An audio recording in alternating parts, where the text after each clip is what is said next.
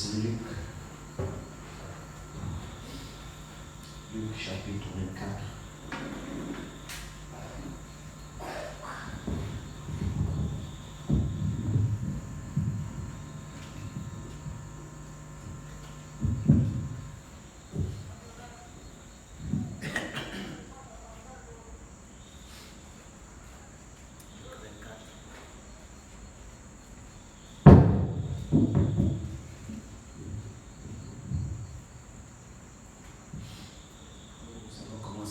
La lecture à partir du verset 44.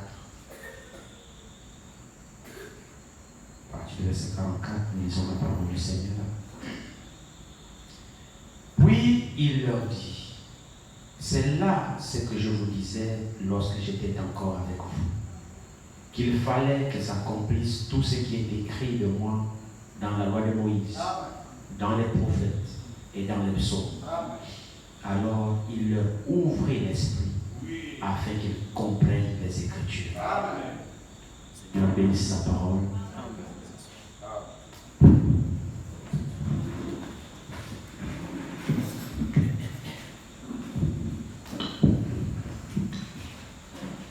Nous avons une note ici. Peuple de Dieu, shalom. Je ne suis pas avec vous ce soir, car je suis à la sortie du corps de mon beau-frère. Priez pour nous et que le Seigneur nous bénisse. Sœur Félicité. C'est vrai que la semaine dernière, là-bas, j'étais allé voir mon frère Serge. J'ai dû oublier, il est encore frappé de beaucoup de décès. Je crois qu'il en a 2 dans la même famille, 2 décès. Et c'est un peu difficile pour lui avec son état de santé aussi. Il ne peut pas se déplacer. Et c'est sa femme, notre soeur, qui l'a représenté la sortie de corps aujourd'hui. Je crois que c'est là où nous étions. Là-bas, à son l'autre deuil, où nous avons assisté là-bas. Quel quartier, je ne sais même plus là. À Limandel, oui, je crois que c'est vers là-bas. Donc notre frère est encore retrouvé. Il a 2 décès encore dans sa famille. C'est assez difficile pour lui. Que le Seigneur puisse le consoler et le soutenir dans cette épreuve. Alors que j'étais désemparé, je ne savais pas quoi apporter encore une fois de plus ce soir. C'est toujours une pression supplémentaire lorsque vous êtes amené à vous tenir devant le peuple de Dieu. Vous pouvez préparer un sujet, vous pouvez avoir un sujet à l'esprit, mais vous ne savez pas toujours comment ça va se passer. Et on a toujours besoin de continuellement l'assistance du Seigneur. Et là, ce soir, j'étais désemparé. J'ai dit, Seigneur, qu'est-ce que je vais encore faire aujourd'hui? Et nous savons que c'est le Seigneur qui conduit son œuvre et l'homme n'a rien à voir dans les affaires de Dieu.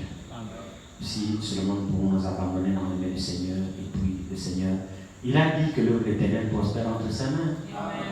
Nous devons aussi pouvoir croire cela. Ici, le texte que nous avons lu, c'est le texte effectivement de sa résurrection, comme nous le savons tous.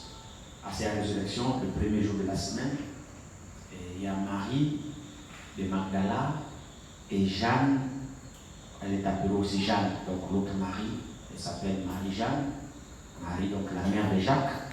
Les 2 Maries sont allées évidemment au sépulcre pour pouvoir embaumer le Seigneur, comme nous l'avions entendu ici par l'homme de Dieu qui nous a enseigné largement sur ces choses-là.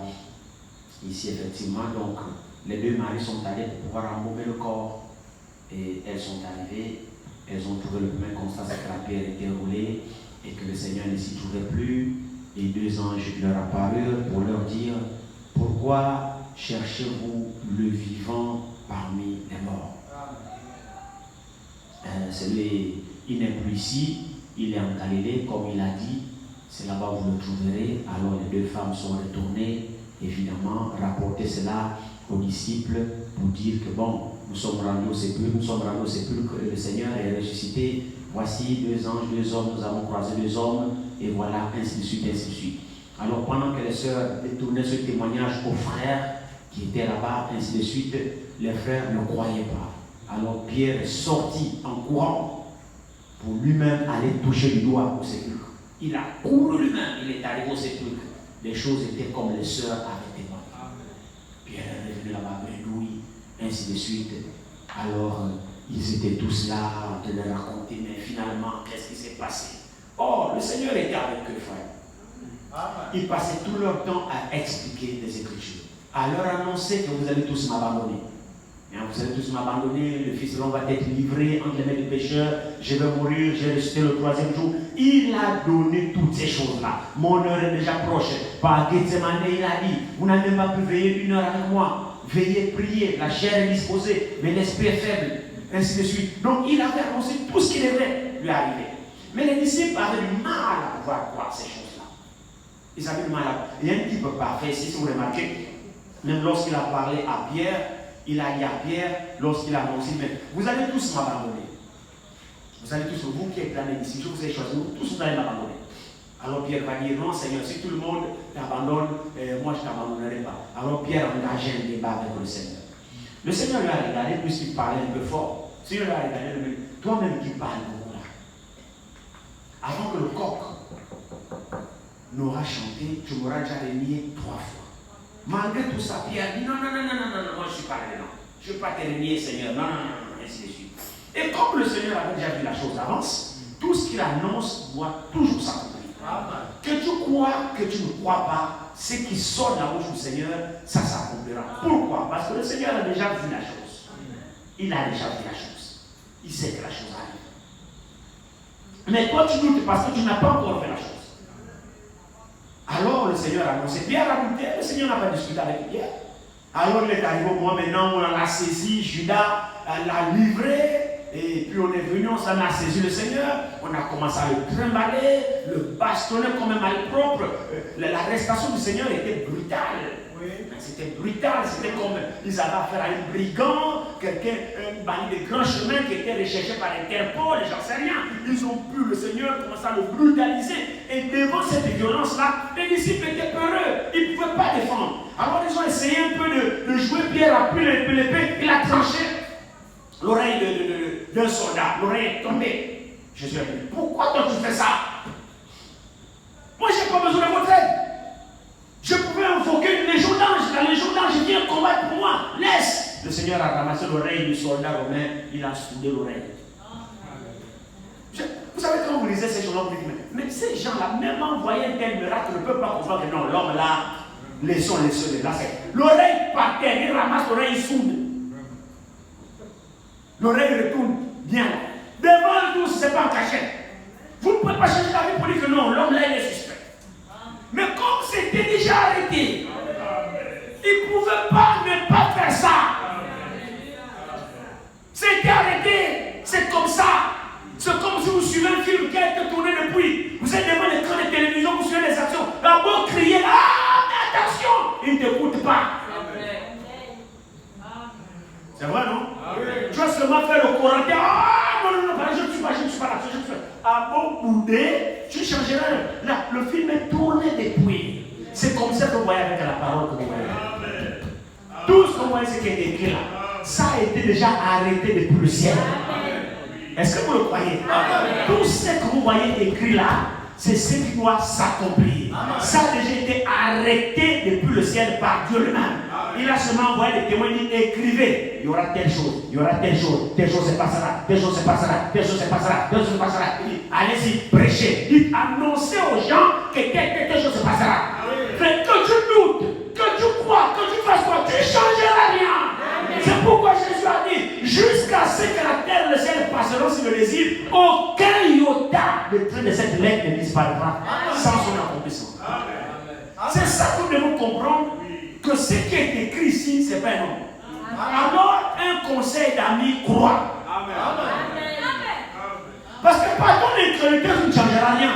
Pierre a essayé de discuter, frère. Pierre était sincère. Je ne t'arriverai pas. Je ne t'abandonnerai pas. Mais Jésus avait déjà vu la scène. Le film était déjà tourné. Mais Pierre ne savait pas. L'action qui se déroulerait là, c'était déjà déroulé dans le ciel, dans la présence de Dieu. Il savait exactement ce qui se passerait. Il dit, l'un d'entre vous me livrera. Il a vu. Dans sa présence, il avait déjà vu le trait de Judas.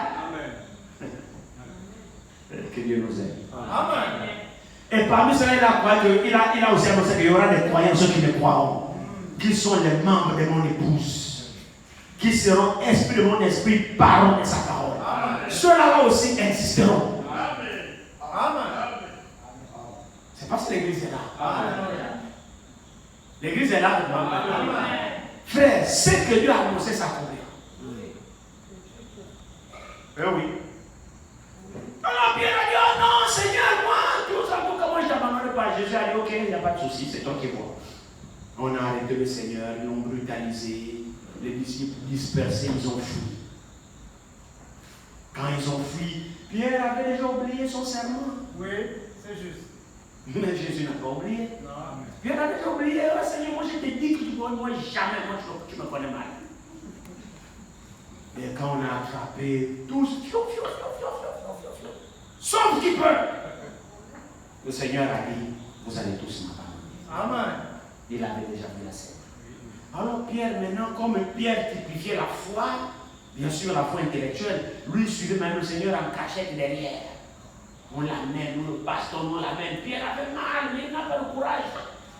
Il faisait pas exprès. Il faisait pas exprès. Il avait la volonté, mais il n'avait pas le pouvoir encore. La puissance ne n'était pas encore donnée.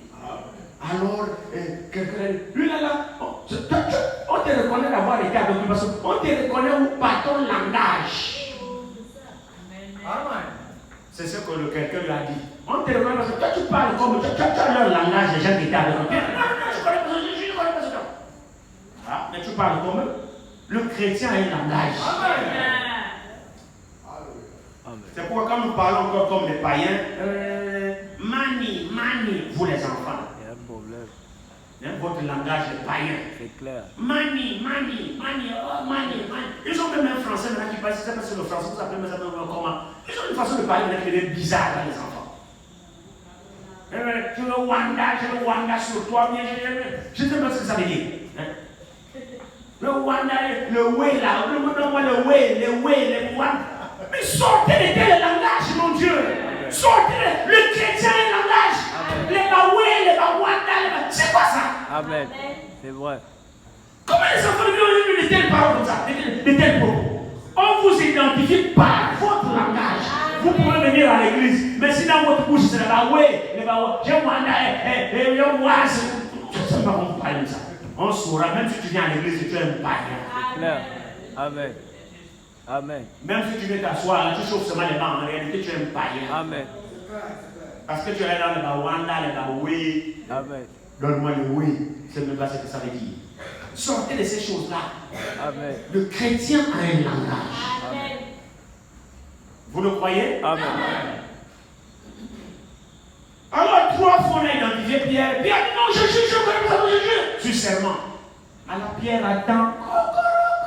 Pierre, mais il m'avait dit. Oui. Il a vu ça avant, monsieur. Ne discutez pas. Pierre s'est fondu en larmes en train de pleurer, mais le Seigneur savait que tu ne peux pas arriver. Vous voyez, comme Pierre a renié le Seigneur 3 fois, alors vous remarquez que lorsque le Seigneur maintenant vient, il pose la question aux disciples, c'est à Pierre qui s'adresse. Pierre, m'aimes-tu? Amen. Amen. Oui, Seigneur, tu sais que je t'aime. Père mes agneaux. Amen. Pierre, m'aimes-tu? Oui, Seigneur, tu sais que je t'aime. Père mes brebis. Pierre, m'aimes-tu? La 3e fois, Pierre dit, oui, Seigneur, je t'aime. Mais tu connais toutes choses. Amen. Il dit, alors, Père mes agneaux. Il a renié le Seigneur 3 fois. Il fallait qu'il confirme qu'il l'aime aussi 3 fois. Amen.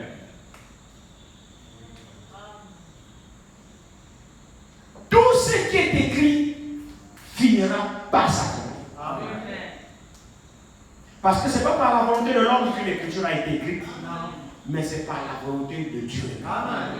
Alors à cette scène, évidemment, ils ont annoncé, Pierre a couru, et puis pendant qu'ils étaient effectivement dans la pièce, tout ça,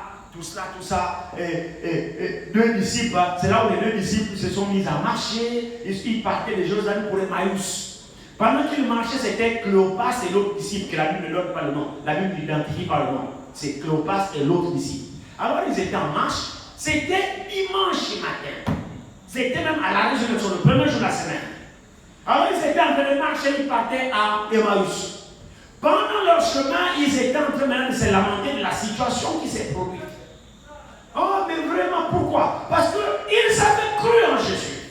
Jésus a suscité vraiment beaucoup d'espoir pendant son ministère terrestre.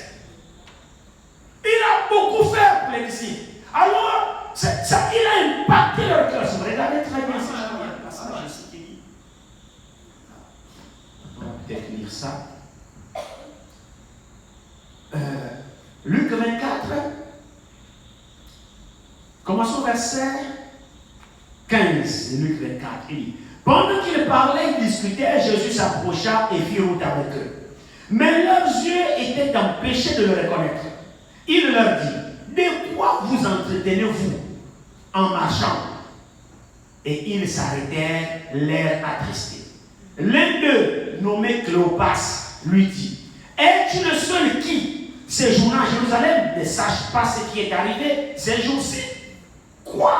Leur dit-il. Ce passage-là a toujours été pour moi d'une importance capitale. Mais nous savons que Jésus connaît toutes choses. Amen. Il n'a pas besoin qu'on l'interroge sur quoi, qu'on l'instruise sur quoi que ce soit. Même si tu ne parles pas, il sait. Mais ici, il connaissait effectivement l'objet de la tristesse de Cléopas et son frère.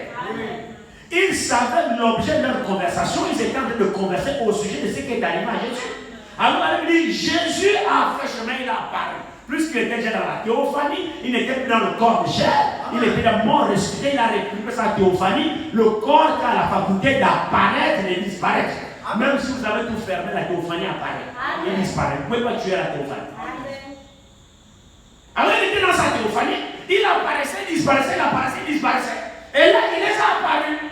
Pour voir que faire, il est Dieu, ses étoiles parcourent toute la terre. C'est comme ça que nous sommes libérés. Les regards de l'Éternel parcourent toute la terre pour soutenir ceux dont le cœur est tout entier à eux. Donc là où toi tu te trouves, quels que soient tes soucis, quelles que soient tes méditations, les regards de l'Éternel est là où il est sont sur toi.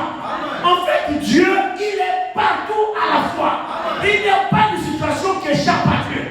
Il est en même temps avec nous ce soir. Il est en même temps quelque part. Il est en même temps quelque part. Là où quelqu'un est en train de pleurer des femmes, il est aussi avec lui. Frère, Dieu maîtrise son affaire.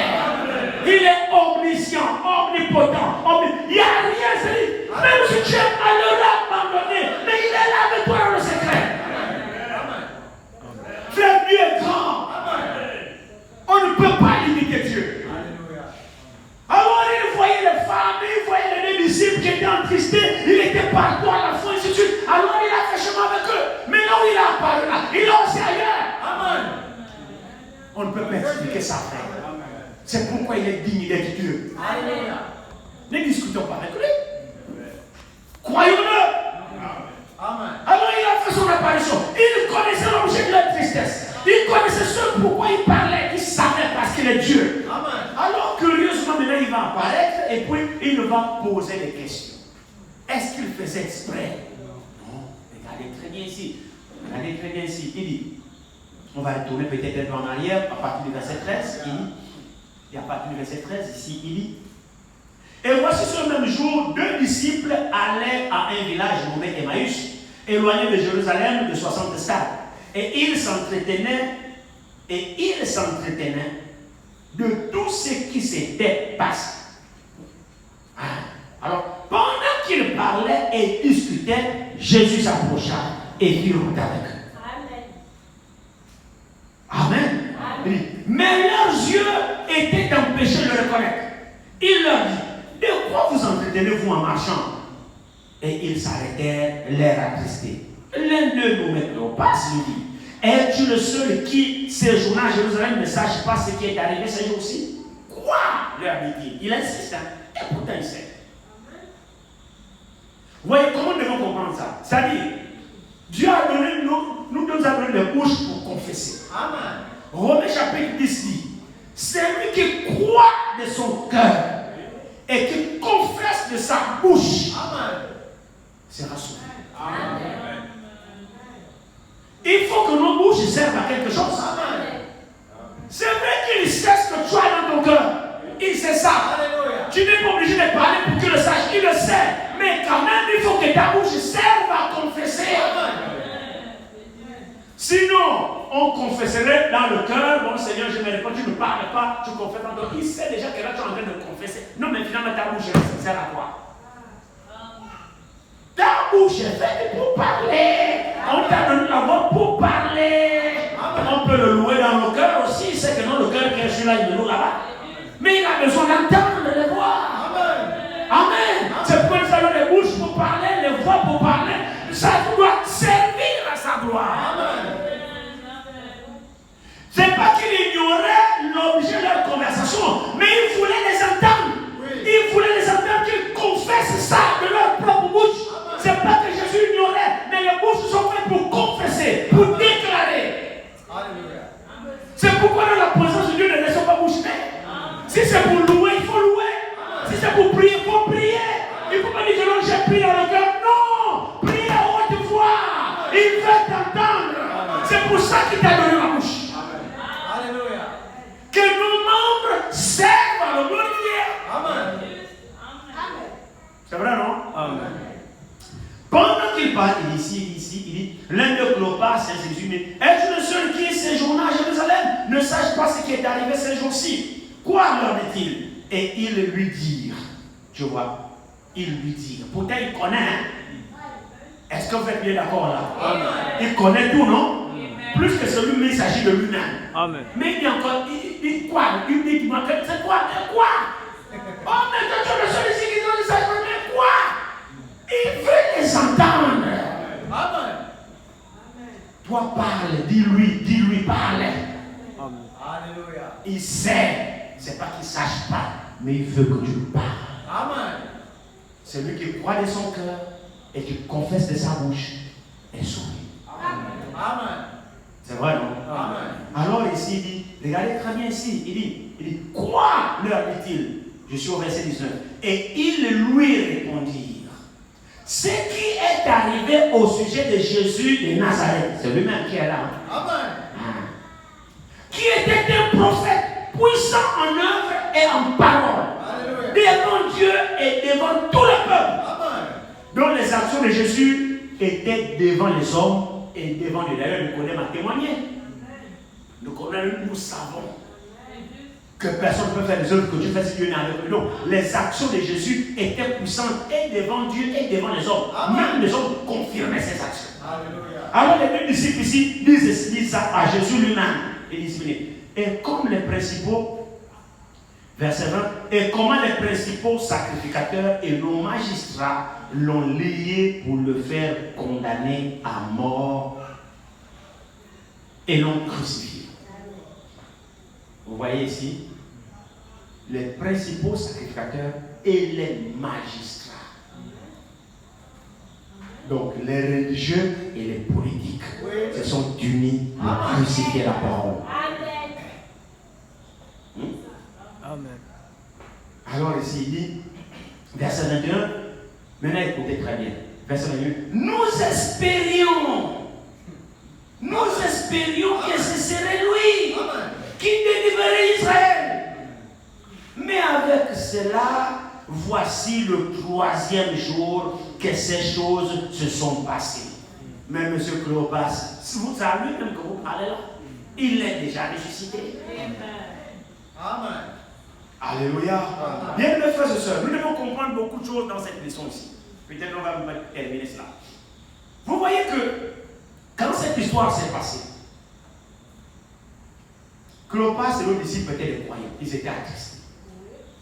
Et ils étaient en train de parler du Seigneur. Vous voyez que Dieu reste le Dieu de sa parole. Amen. Souvent, nous n'arrivons pas à l'expérimenter. C'est parce que nous ne remplissons pas les conditions qu'il demande. Amen. Nous parlons de Dieu, mais nous ne faisons pas ce qu'il demande pour qu'il soit parmi nous. Amen. Frère, Dieu ne parle de nous. J'ai médité dans le sceau la journée, dans le message intitulé Le Dieu caché révélé dans la simplicité. C'était le premier message avant qu'il commence à enseigner les sceaux. Là-dedans, le messager dit, Dieu est tellement grand. Il y avait souvent un livre de sceaux, si je vais vous lire ça. Le frère François a récupéré son livre de sceaux.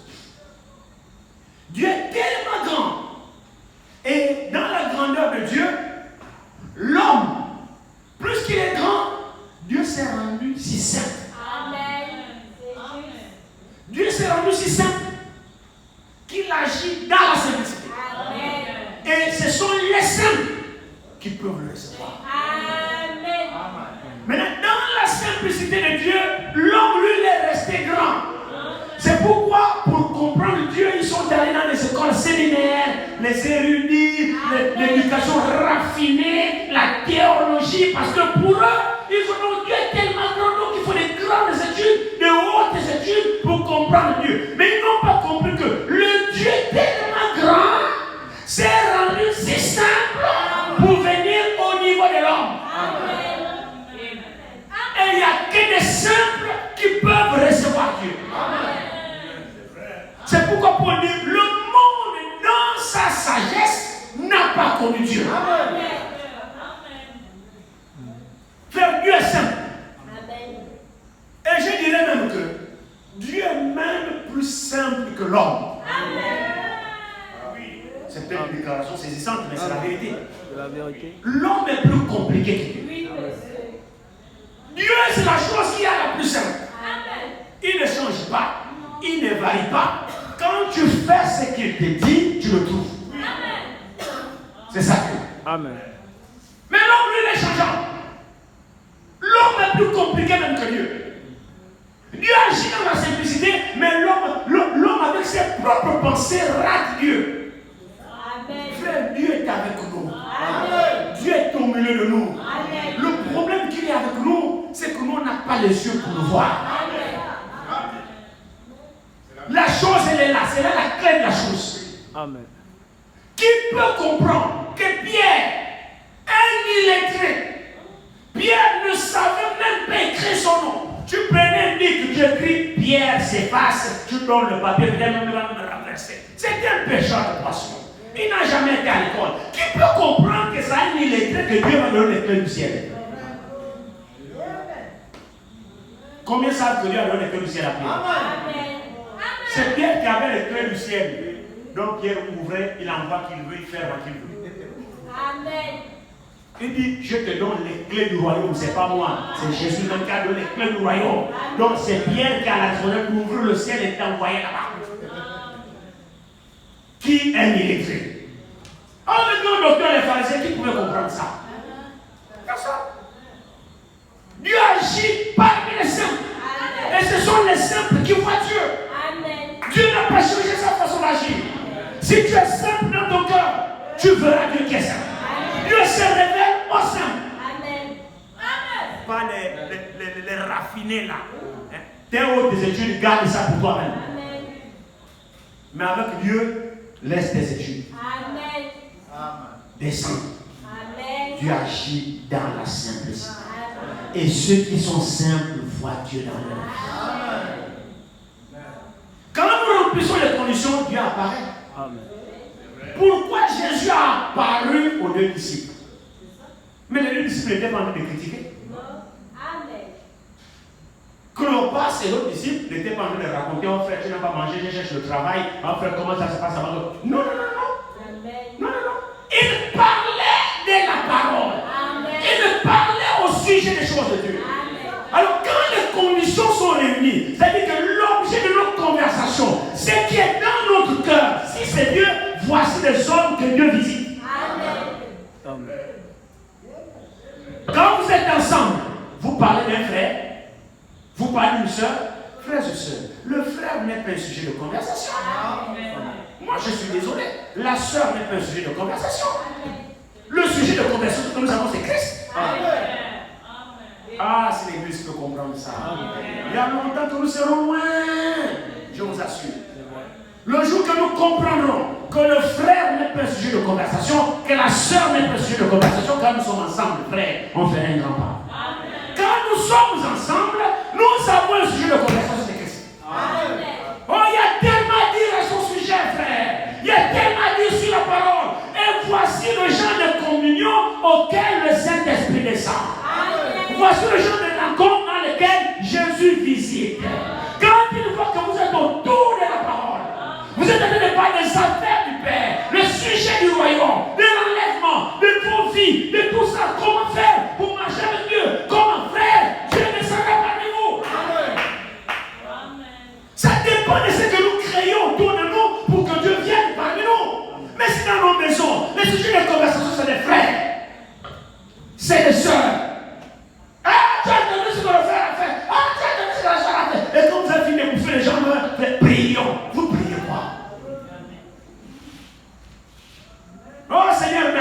communion, là, voici qu'il est doigt agréable pour le faire de mal. C'est faux.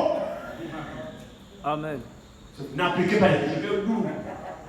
C'est vrai. Les doigts agréables pour le faire, de bouffer le fer.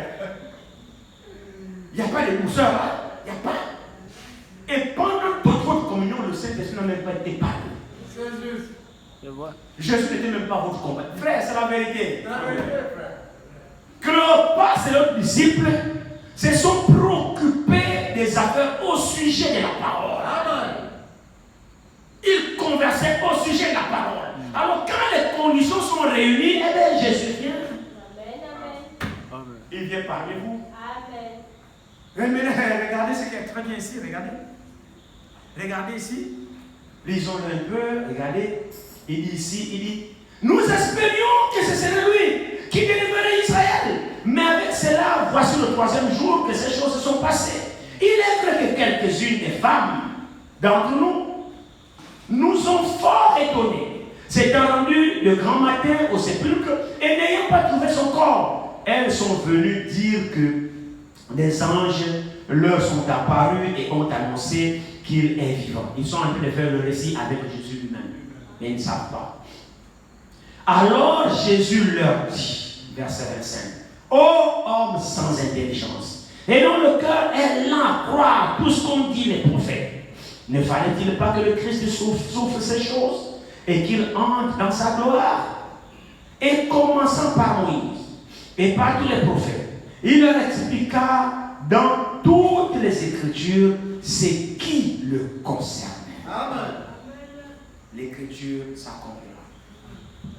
Lorsqu'ils furent près du village où ils allaient, il parut vouloir aller plus loin. Là encore, il les a testés. Parce que observez ceci. Depuis son apparition, jusqu'à arriver proche du village, il n'avait toujours pas encore répondu. Amen. Mais il y avait une chose. C'est que Jésus leur expliquait par les Écritures ce qui devait arriver au Christ.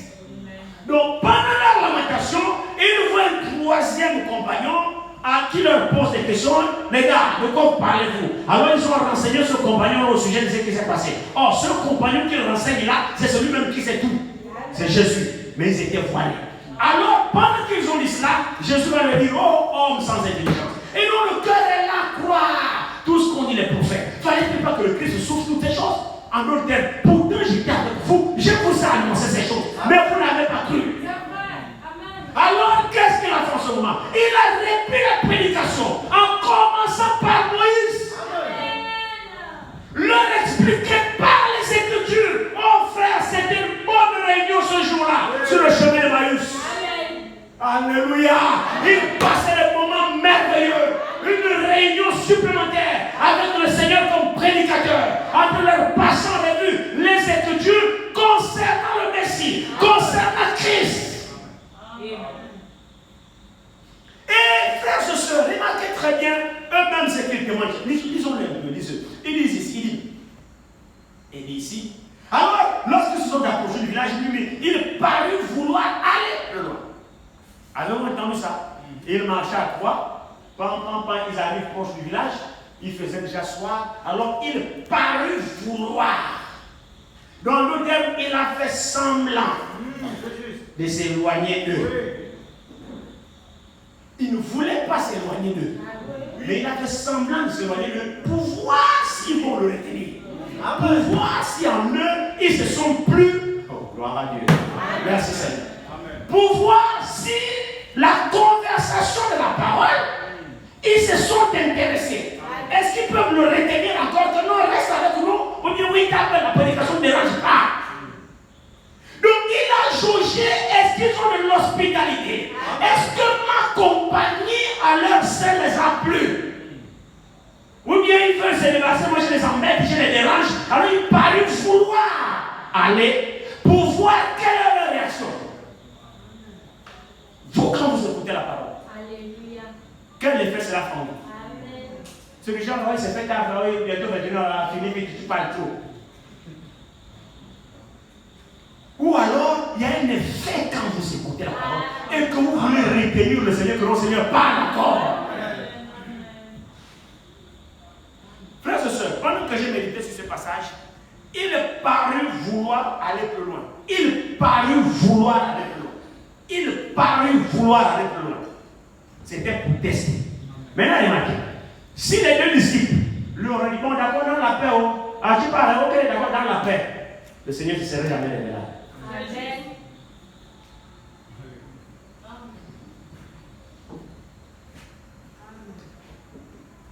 Écoutez, le Seigneur ne s'est révélé à eux que quand ils l'ont retenu. Amen.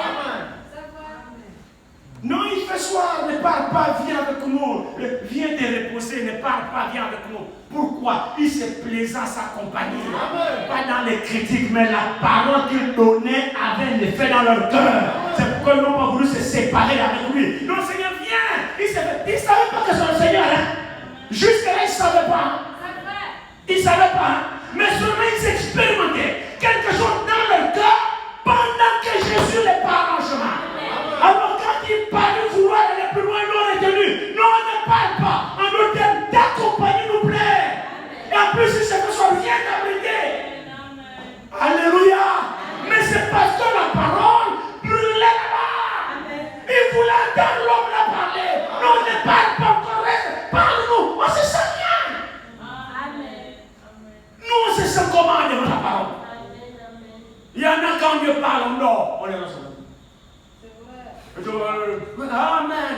Il se réveille, il a dit Amen. Il n'a rien entendu. Hein?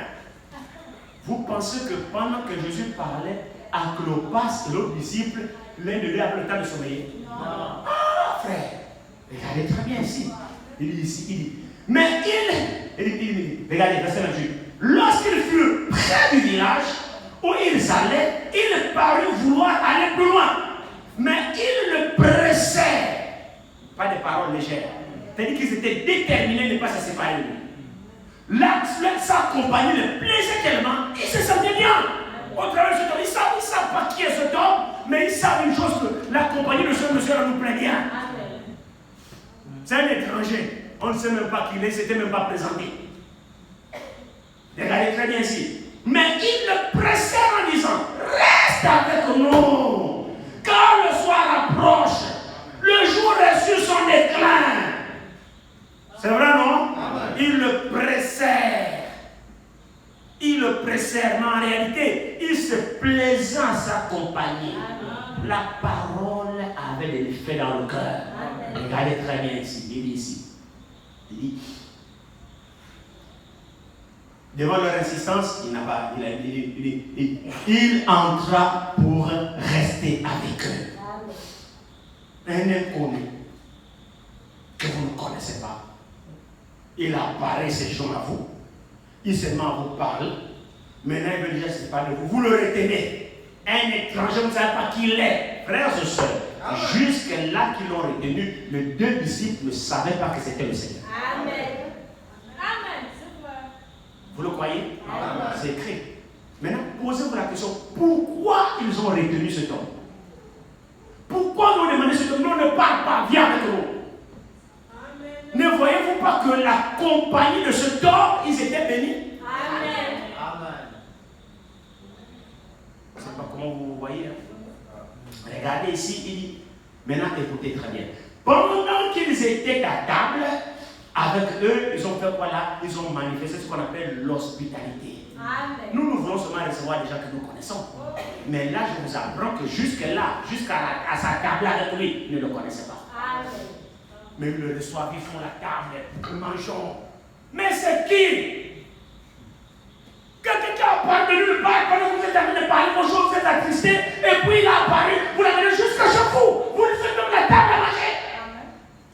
Tout ça, ils ne savaient pas que c'est l'homme dont ils sont en train de parler là, c'est lui qui est là. Ils ne savaient pas. Exercez l'hospitalité, car plusieurs ont reçu les anges sans le savoir.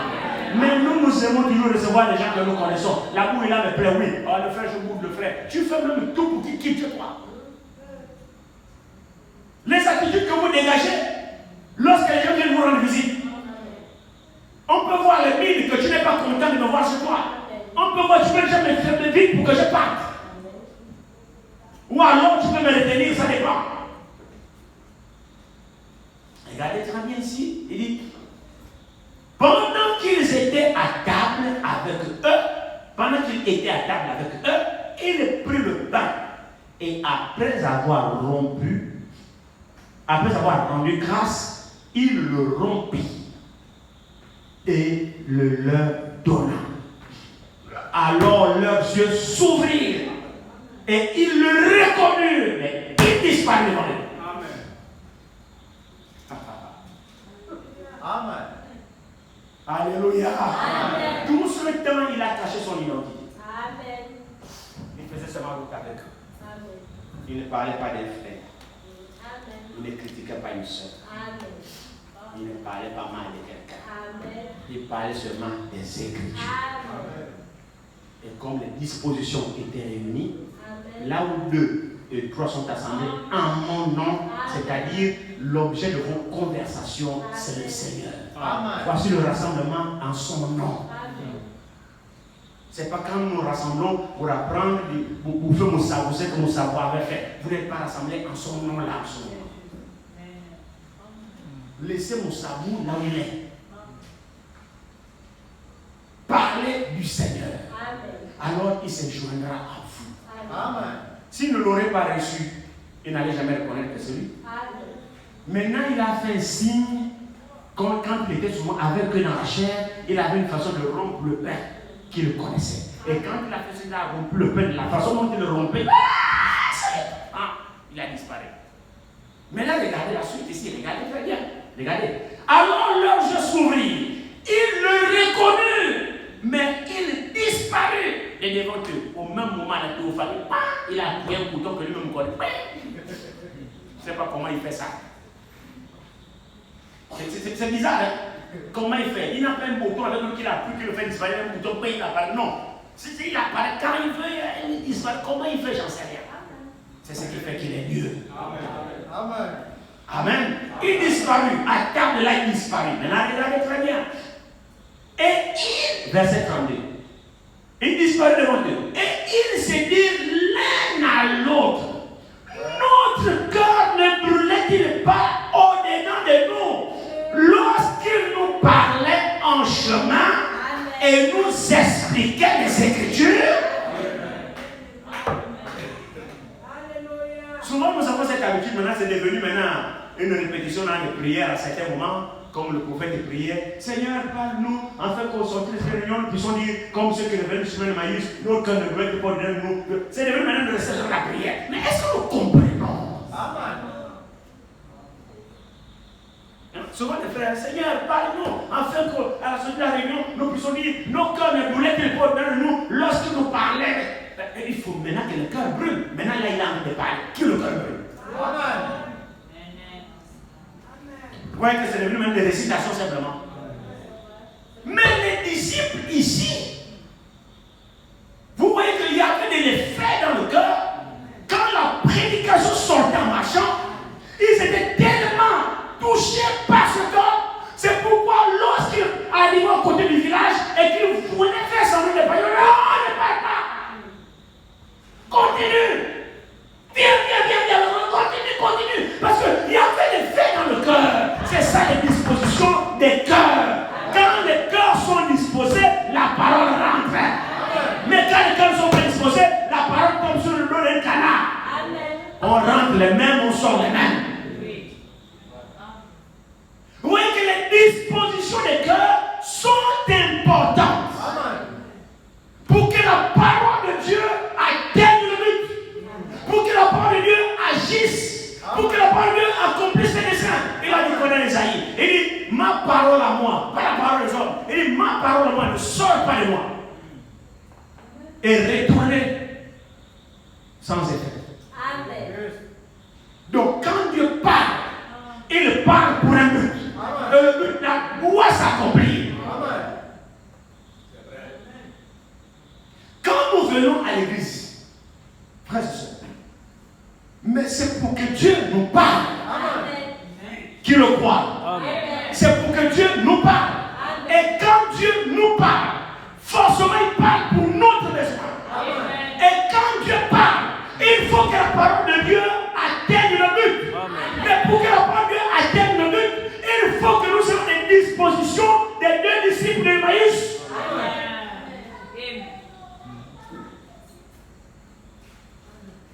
Si nous avons des telles dispositions des deux disciples du chemin d'Emmaüs, quand la parole sort, nos cœurs sont disposés à la recevoir. Amen. Et la parole a de l'effet. Et c'est cela-là qui va maintenant ouvrir l'intelligence pour qu'ils comprennent les Écritures. Alléluia. Regardez ici. Il dit. Alors là, j'ai souris, il dit ici, lorsqu'il nous a expliqué les Écritures, verset 33, se levant à l'heure même, ils retournèrent à Jérusalem et ils trouvèrent les 11 et ceux qui étaient avec eux assemblés. Vous voyez, là ils étaient maintenant 11, Judas était déjà parti à son coin, donc il n'était plus qu'à 11. Alors les deux disciples sont retournés à Jérusalem, donc ils ont fait le sens inverse, quitter maintenant Emmaüs et retourner à Jérusalem pour retrouver les 11 autres frères. Alors il dit ici, ceux qui étaient avec eux assemblés et disant, le Seigneur est réellement ressuscité. Alors ils apportent aussi leur témoignage de l'avoir rencontré. Amen. Amen. Vous voyez que notre marche avec le Seigneur est remplie de témoignages. Amen. Est remplie d'expériences. Et ici, le Seigneur est réellement ressuscité. Il est apparu à Simon. Et ils racontèrent ce qui leur était arrivé en chemin. Et comment ils avaient reconnu au moment où ils rompurent le pain. Tandis qu'ils parlaient de la sorte pendant qu'ils rendaient leur témoignage. Observez très bien. Alors, au retour, ils ont retrouvé les frères. Pendant qu'ils faisaient leur témoignage, ils parlaient de quoi? Toujours du Seigneur. Amen. Vous voyez? Et comme ils étaient là, parlant comme le Seigneur, il a encore apparu. Amen. Regardez très bien ici. Il dit, verset 37. Et ils racontèrent ce qui leur était arrivé en chemin. Et comme ils l'avaient reconnu au moment où ils rompaient le pain, tandis qu'ils parlaient de la sorte, lui-même se présenta au milieu d'eux et leur dit, la paix soit avec vous. Amen. Alléluia. Amen. Vous voyez les conditions pour lesquelles Dieu doit apparaître parmi nous. Amen. C'est quand nos cœurs sont purifiés et que nous parlons de lui. Nous lui mettons au centre de nos conversations. Amen. Frère, il viendra parmi nous. Amen. Par son esprit. Amen. Il nous bénira. Il n'est pas au milieu des gens qui sont pas totalement des critiques. Ils sont en train de médire les autres, de combosser, médire, calomnier. Vous êtes là, machin, de calomnier. Nous avons vu la différence ici entre calomnier et médire. De toutes les façons, nous connaissons ces choses. Mais on nous a encore enseigné ces choses ici. C'est vrai, non? Amen. La calomnie, c'est dire quelque chose de faux à l'endroit de ton prochain dans le but de le nuire. C'est ça la calomnie. Raconter des mensonges, des faussetés sur quelqu'un dans le but de le nuire. Mais la médisance, c'est dire quelque chose de vrai que la personne a fait dans le but de nuire à cette personne aussi. La médisance, c'est parler de quelqu'un en vrai. La personne, c'est que la personne a fait les vrais. Maintenant, vous coalisez, vous parlez de la personne. C'est ça, médire de quelqu'un. C'est ça la médisance. Oui. Ce que vous dites est vrai, mais dans quel but? Juste. Amen. Donc, et les calomniateurs et les médisants, tous les deux devant Dieu, ça ne passe pas. Amen. Donc, les frères, chaque fois, quand nous sommes rassemblés, ce n'est pas pour calomnier, ce n'est pas pour médire, mais toute la communion de la parole, alors le Saint-Esprit sera là. Amen. Nous le croyons. Amen. Dieu est saint. Dieu est saint. Nous savons ce qu'il faut faire pour que la présence de Dieu soit toujours parmi nous.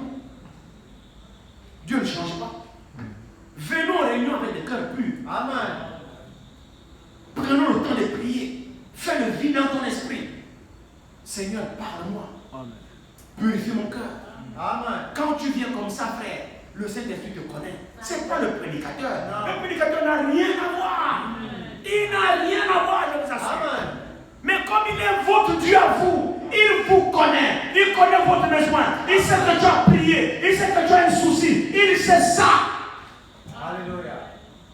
saisira le prédicateur, une parole sortira qui te concerne. Amen. C'est sûr. Ça, c'est sûr. Amen. Nous autres, on a déjà expérimenté ça plusieurs fois. Frère, c'est pour ça qu'on peut dire, on peut dire que Dieu parle. Amen. Quand on dit que Dieu parle, c'est la vérité, il parle. Amen. Oh? Amen. Qui croit que Dieu parle? Amen. Alors ici, il dit, il a apparu. Tandis qu'il parlait de la sorte, lui-même se présenta au milieu d'eux et leur dit, la paix soit avec vous. Saisi de frayeur et d'épouvante, il croyait voir un esprit. Il croyait voir un esprit. Mais il leur dit, pourquoi êtes-vous troublés? Et pourquoi pareille pensée s'élève-t-elle dans vos cœurs? Amen. Ils ne l'ont pas exprimé, mais il a vu les pensées de leur cœur. Il voyait qu'ils croyaient que c'était l'esprit. Il voyait qu'ils ne croyaient pas que c'était le Seigneur. Donc il y avait des doutes dans la majorité, dans la salle. Il sait voir dans le cœur. C'est vrai, mais pourquoi avez-vous de telles pensées dans votre cœur? Il est glorieux. Là où tu es assis là, il sait ce qui est dans ton cœur pendant que tu me regardes. Vous le croyez? Il le sait, frère. Il le sait. Il le sait. Alors ici, il dit, voyez ma main. Il répondait à leur cœur. Il dit, voyez ma main et mes pieds. C'est bien moi. Touchez-moi. Et voyez, un esprit n'a ni chair ni os. Comme vous voyez que j'y ai. Amen. Maintenant, il dit ici, il dit, en disant cela, il leur montra ses mains et ses pieds, comme dans leur joie, ils ne croyaient point encore, et qu'ils étaient dans l'étonnement. Il leur dit, avez-vous ici quelque chose à manger? Parce qu'ils ne croyaient pas toujours. Amen. L'homme, c'est compliqué. Hein? À bon montrer les mains, sinon oui, mais... Il dit très bien, vous avez quoi à manger ici? Ils lui présentèrent du poisson rôti et un rayon de miel. Il en rompit et il mangea devant eux. Amen. Vous montrez que ce n'est pas un esprit. L'esprit ne mange pas. J'ai bien la chair, j'ai le corps. Dans ce corps-là, il mange, il boit. Amen. Oh? Il mange, il boit. C'est dans le même corps qu'il a mangé avec Abraham. Amen. La même théophanie. Il a mangé avec Abraham. Il a dit à Abraham, Abraham l'a arrêté, il a préparé un veau, un bœuf, tout ça là, Sarah fait la famille, tout ça, il a mangé. Amen. Voilà dans le même corps de résolution glorifiée, la théophanie, il a encore mangé. Amen. Oh? Alors, il dit ici.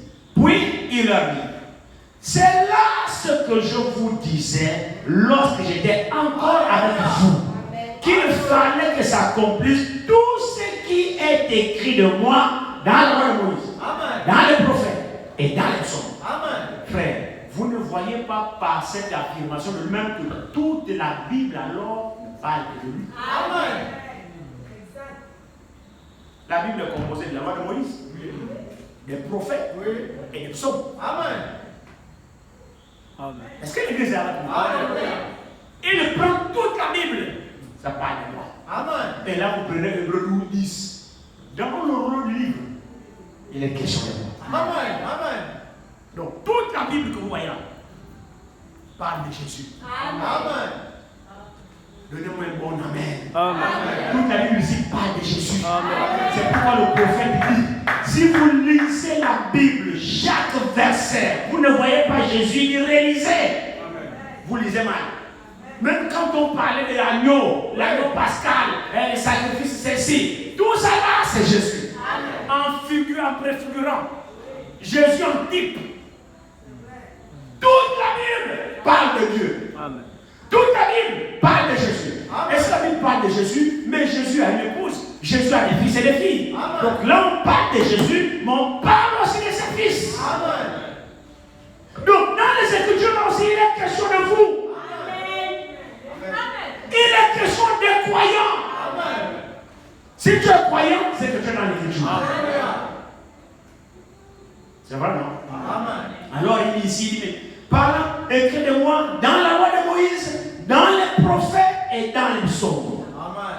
Alors il leur ouvrit l'esprit Amen. Amen. afin qu'ils comprennent les Écritures. Amen. Ça, nous tous, nous avons besoin de passer. Alléluia. Amen. Amen. Nous pouvons lire, mais pas comprendre. Juste. La compréhension vient de Dieu. Amen. Il faut alors qu'il nous ouvre aussi l'esprit pour que nous puissions comprendre. Amen. Mais il comprend, il ouvre l'esprit à qui? Aux disciples. Alléluia. Qui est le disciple? C'est celui qui obéit au maître. Amen. Alléluia. Amen. Frères et sœurs, à l'âge dans lequel nous sommes, le temps dans lequel nous sommes, nous devons maintenant comprendre les Écritures. Amen.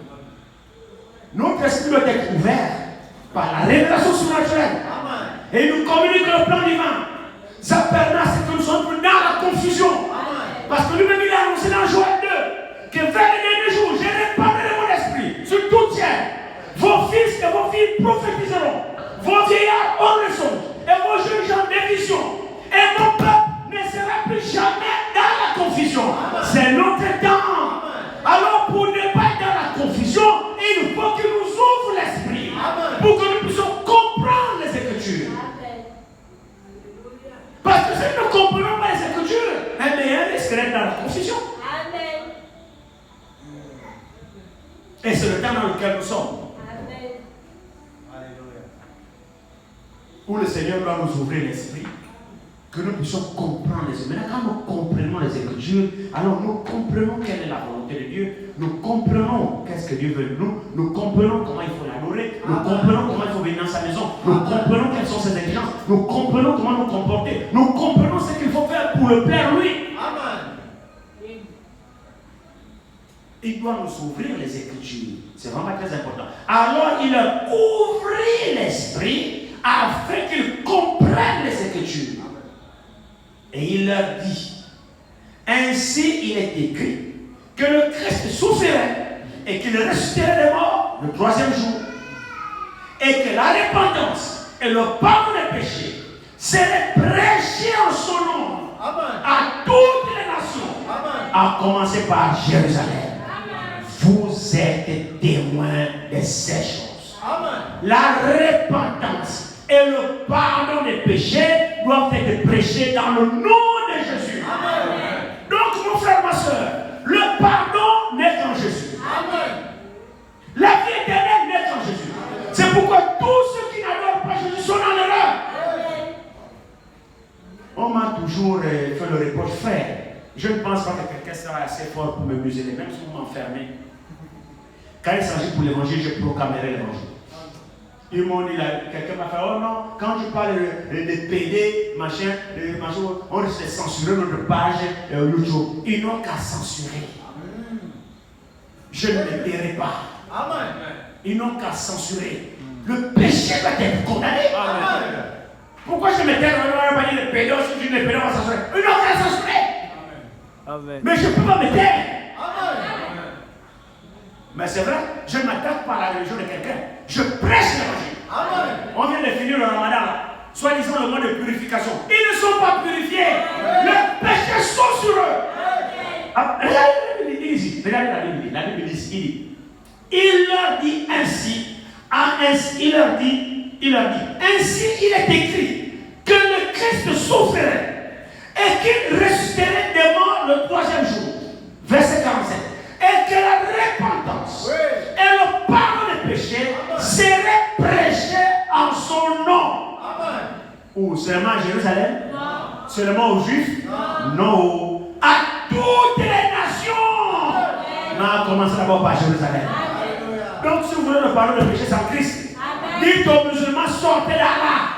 Sortez de votre Mohamed, acceptez Christ. Le pardon des péchés n'est qu'en Christ. Dites aux bouddhistes, sortez du Bouddha. Le pardon des péchés n'est qu'en Christ. Frères et sœurs, c'est l'agneau de Dieu qui ôte le péché du monde. En dehors de Jésus, il n'y a pas de pardon des péchés. Toutes les religions sont mortes. Le péché demeure sur eux. La seule rançon qui ôte le péché, c'est Jésus-Christ. Et c'est valable pour toutes les religions, pour tous les hommes sur la terre. Toutes les nations sur la terre, l'évangile doit être prêché. Alléluia. On fait payer pour le billet, je vais aller prêcher sur Chinois. Je vais aller prêcher sur les Indiens. Je vais aller prêcher sur les Esquimaux. Que la repentance et le pardon des péchés doivent être prêchés au nom de Jésus. 1 Pierre 5 dit, celui qui a le Fils de Dieu a la vie. Et celui qui n'a pas le Fils de Dieu n'a pas la vie. Dieu nous a donné la vie éternelle. Et cette vie éternelle est dans son Fils. Pas dans Allah, pas dans Bouddha, pas dans Confucius. Non, Dieu nous a donné la vie éternelle. Et cette vie éternelle est dans son Fils. Alors celui qui a le Fils a la vie. Celui qui n'a pas le Fils de Dieu n'a pas la vie. Donc ceux qui prennent Jésus comme un simple prophète, ils n'ont pas la vie. Ils disent, oh, Jésus c'est simple envoyé comme Mohamed et Salah, quoi. Oh non, ne mettez pas Mohamed à côté de Jésus. Non. Ceux-là c'est des darons. C'est juste. Quand vous mettez une idole à côté de Jésus, l'idole se fracasse. Vous mettez Mahomet à côté de Jésus, Mahomet va se prosterner. Oh? Hein? Ces Philistins là, ils ont pris l'arche. Ils ont amené l'arche chez eux. Quand ils ont capturé Israël, ils ont pris l'arche, ils ont amené l'arche chez eux. L'erreur qu'ils ont fait, c'est qu'ils ont pris Dagon, leur vieux statue, ils ont placé devant l'arche. Quand ils viennent, Dagon est couché par terre, devant l'arche. Ils ont relevé Dagon. Oh, Dagon, mon vieux, Dagon, debout. Ils ont encore relevé Dagon, ils ont mis Dagon debout. Ils sont partis. Il a dit très bien, vous n'avez pas compris le premier signal que j'ai fait. Quand ils sont revenus, Dagon était maintenant en pièces. La statue là, la tête là, les pieds à gauche, en milieu de l'éternel, a fracassé Dagon. Amen. Quand ils sont revenus, Dagon était en mille morceaux. Comment vous mettez une idole devant Dieu? Ça ne passe pas. Ne placez jamais un prophète devant Jésus. C'est pourquoi les branhamistes là, c'est des idolâtres. Ne mettez jamais Branham au même niveau que Jésus. C'est une apostasie. Et c'est une malédiction. Aucun homme ne lui est égal. La tombe de Branham est là. Le pèlerinage à Kokendouki. On parle là-bas, la tombe, on va faire le pyramide, l'aigle là-haut, il est là-bas, les ossements sont là. Allez à Jérusalem, le seul tombeau vide, c'est celui de mon Seigneur. Hein? Branham m'attend. Branham m'attend pour ressusciter. Dites Amen. Je me blasphème pas quand j'ai dit ça. Je suis dans la parole. Vous ne croyez pas ça, vous êtes bête? C'est la vérité, c'est la vérité. Branham n'est pas ressuscité. Non. Branham est à la 6e dimension. Il m'attend. Les ossements sont là. Il attend la résurrection. Rajeuni. Je le verrai. On partira ensemble. Vous pensez que vous allez danser où? Il n'est nulle part. Ne mettez jamais un homme à côté de Jésus. Jamais, frère. La plénitude de la divinité a habité corporellement en Jésus. Branham n'a jamais abrité la plénitude de la divinité. Ne croyez jamais ces choses-là. Branham a reçu une portion de la divinité. Il n'a pas la plénitude de la divinité. Il va s'exploser. Le corps là n'est pas constitué à recevoir la plénitude de la divinité. Le corps qui a été constitué pour recevoir la plénitude de la divinité, c'est le corps né sans péché. C'est le corps de Jésus. Mais tout corps né de la femme ne peut pas contenir la plénitude de Dieu. On peut s'exploser. C'est pourquoi il donne une portion.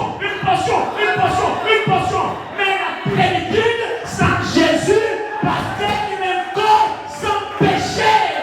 C'est pourquoi Jésus est Dieu. Nous sommes une partie de Dieu. Mais Jésus est tout Dieu. Ne comparez jamais à quelqu'un. Amen. Ne comparez jamais à quelqu'un.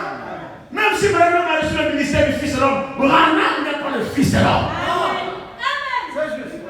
C'est clair. Vous le croyez? Branham n'est pas le Fils de l'homme. Il ne le sera jamais.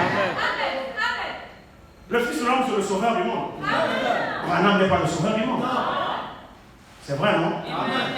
Que Dieu vous bénisse.